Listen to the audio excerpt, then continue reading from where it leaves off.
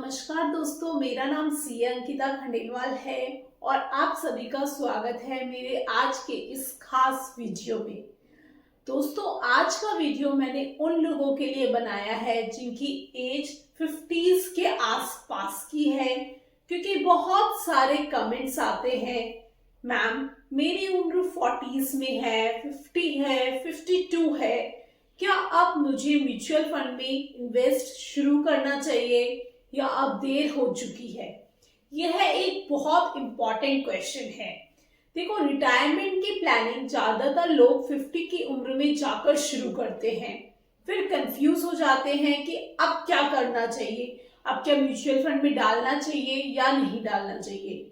अगर मैं सच कहूं तो हाँ, थोड़ा लेट तो हो चुका है, लेकिन प्लानिंग अभी भी पूरी तरह की जा सकती है। आज की इस वीडियो में मैं आपको बहुत ही सरल भाषा में समझाऊंगी कि 50 की उम्र में म्यूचुअल फंड कैसे शुरू करें, किस तरह का पोर्टफोलियो ठीक रहेगा, कितना रिस्क लेना चाहिए और रिटायरमेंट के बाद उस पैसे का इस्तेमाल यूज कैसे किया जाए।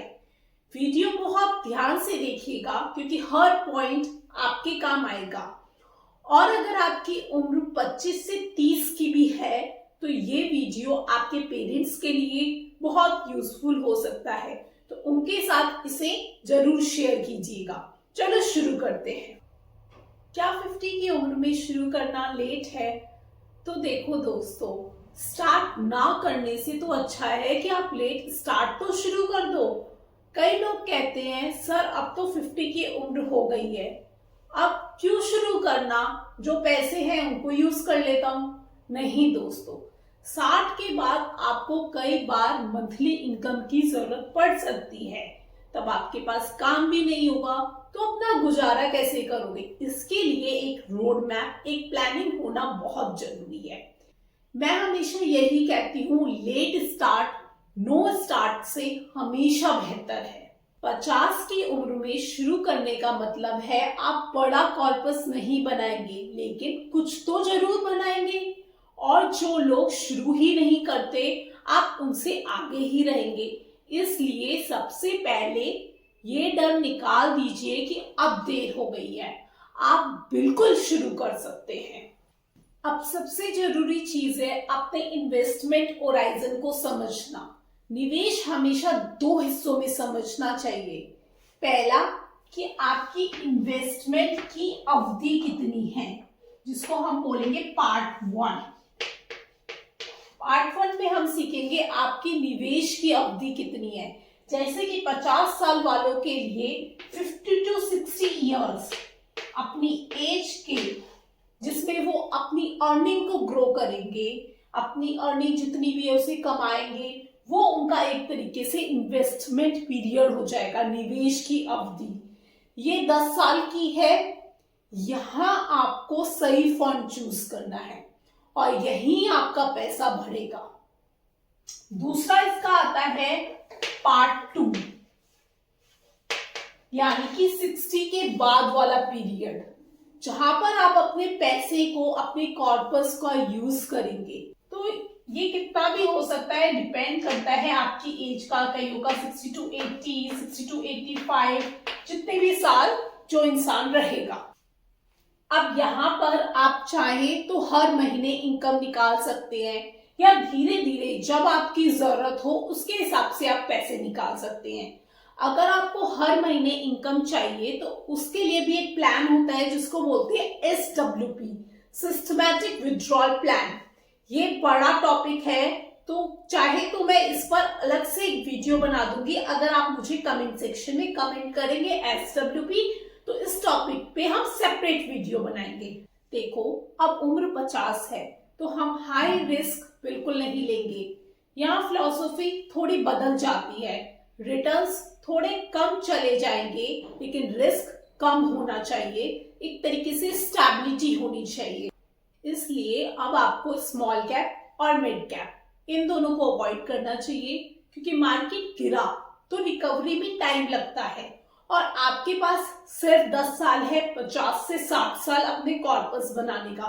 इसलिए पोर्टफोलियो होगा थोड़ा स्टेबल, बैलेंस्ड और सुरक्षित। अब यहाँ पर आपके साथ में एग्जाम्पल के तौर पर एक बैलेंस्ड पोर्टफोलियो को डिस्कस करने जा रही हूँ। ये मेरी तरफ से एक रिकमेंडेशन नहीं है, पर क्योंकि एक एजुकेशनल वीडियो है तो मैं आपको एग्जाम्पल के तौर पर समझाऊंगी कि आपको किस तरीके से अपने पोर्टफोलियो डिजाइन करना चाहिए, क्या रेशियोज रखने चाहिए। तो आपको क्या करना चाहिए, 50 या 50 प्लस लोगों को 40% ऑफ योर कैपिटल, एटलीस्ट 40%। जैसे किसी को अगर 10,000 की SIP शुरू करनी है तो उसके लिए 4,000, तो 40% आपको डालना चाहिए निफ्टी 50 इंडेक्स फंड में, जो कि काफी ज्यादा बैलेंस्ड माना जाता है। तो हम 40% डालेंगे इंडेक्स फंड में, और वो भी निफ्टी 50, जिसमें कि टॉप 50 कंपनीज कवर्ड रहती हैं। इसमें डालने से एक तो आपका पोर्टफोलियो स्टेबल रहेगा, रिस्क कम रहेगी, और लॉन्ग टर्म के लिए ये काफी ज्यादा रिलायबल कंपनीज हैं। देन 30% ऑफ योर पोर्टफोलियो आपको डालना चाहिए मल्टी एसेट फंड्स में। मल्टी एसेट फंड से आपका जो पोर्टफोलियो है वो एक तरीके से बैलेंस आउट होता रहेगा, क्योंकि इसमें डालने से आपके जो पैसे हैं वो कई जगह में बढ़ जाते हैं। Equity, debt, gold, real estate, commodities, सब में डाइवर्सिफिकेशन होगा। तो मार्केट गिरेगा अगर तो गोल्ड संभाल लेगा, और मार्केट बढ़ेगा तो इक्विटी तो है ही है फिर आपके पास। 20% आपको लेना चाहिए हाइब्रिड फंड्स, जैसे कि बैलेंस्ड एडवांटेज फंड्स या हाइब्रिड फंड, किसी में भी आप 20% अपना पैसा डाल सकते हैं।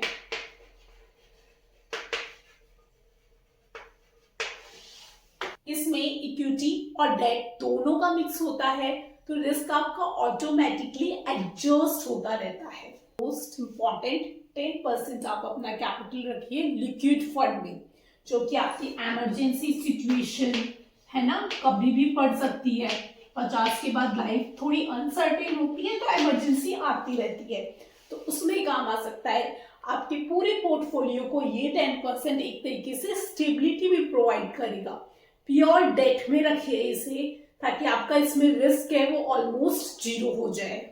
इस तरीके का पोर्टफोलियो जब आप बनाएंगे तो आपको 4 चीजें मिलती हैं: growth, stability, lower risk and consistency. यही 50 की उम्र में सही अप्रोच है। 50 प्लस उम्र वालों के लिए बेस्ट प्रैक्टिसेस है। तो अब आप लोग याद रखिए कि ट्रेंड देखकर फंड मत चूज करना। कहीं सुन लिया स्मॉल कैप में धमाका है, सीधे मत कूद पड़ना। इस उम्र में हाई रिस्क वाले फंड बिल्कुल गलत कदम है। लमसम हो तो कंजर्वेटिव हाइब्रिड पर विचार करें। आज की उम्र निवेश के लिए रुकने की उम्र नहीं है, सही प्लानिंग की उम्र है। आप स्मार्ट प्लानिंग करें, रिस्क कम रखें और समय पर शुरुआत करें। यही आपकी सबसे बड़ी जीत है।